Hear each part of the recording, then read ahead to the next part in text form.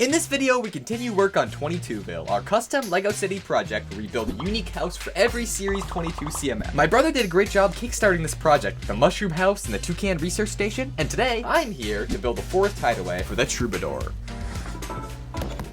First off, we need to talk about this figure. I love it! It's just so colorful. The blue outfit with purple accents really just pops. The dual molded legs with extra printing on the sides and arms looks great. And his Lute is incredible. What else is there to say? This figure looks spectacular. He would fit right into any medieval theme build, but I think he would work especially well as part of a Robin Hood display. Just look at him. He would fit right into his band of merry men. So today, I'm going to build him a hideout in the woods. Taking some inspiration from this Little People playset I had when I was little, I want a tree with some kind of shack attached on the side. I also really like this yellow here, so I think I might want to try and incorporate that into the build too. I'm going to start with the tree and then go from there. Now, in the trunk of the tree, I'm putting this little secret compartment. This is where the bard can hide all of his gold coins he earns. I also attached the target to this tree. I don't know, maybe he likes practicing archery with Robin Hood. Instead of a traditional, more bushy pine tree, I went for a slightly different approach, with the leaves mostly on top, kind of like these giant spruce trees from Minecraft. Now that the base of the tree was completed, it was time to add some details. Putting a few more leaves on these lower branches, a spider web, and an owl was a good start, but it's still missing something. Aha, moss. That makes everything look better. Perfect.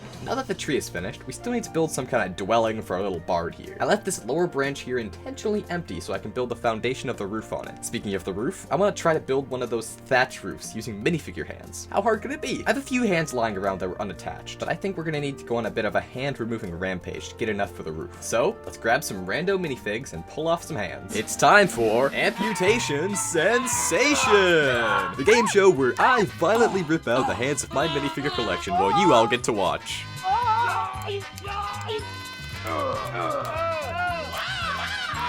At around minifigure number 10, my hands started killing me. The minifigure hands hurt to take off. I had imprints on my fingers. Ow. Anyway.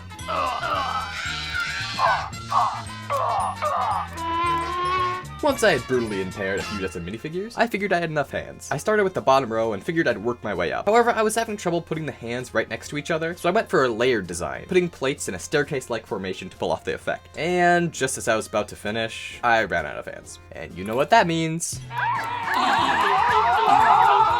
With a fresh batch of hands, I had just enough to finish it off. Looks great. Now I just need to attach it to the tree and build up the rest of it. Took a bit of finicking to get the roof attached, but before long it was looking good. I added a secondary support beam on this side with this little wanted poster on it. I also wanted to give our bard fitting sleeping arrangements. So, using 2 capes and a bit of cheaty tape, I made him a sweet hammock to chill out on. With that, the house is finished. It's looking a lot better than I expected. Let's quickly hide away the bard's valuables into a secret stash and plonk it into the city. Since the mushroom house already has great forest surroundings, I'll just replicate that over here. I continued this path to connect the two builds, and added a ton of small details to look at. All of this doesn't leave a whole lot of room for the 4th and final forest house, so we're actually going to take a break from the forest in the next episode, and move on to something a lot cooler. We've actually bought all but one of the figures now, thanks to your support on the first 2 episodes. Please consider leaving a like and or comment to help us keep this momentum going. Before we go, there's one final detail I want to add. This branch is missing something. Some kind of creature. Something small, brown, furry.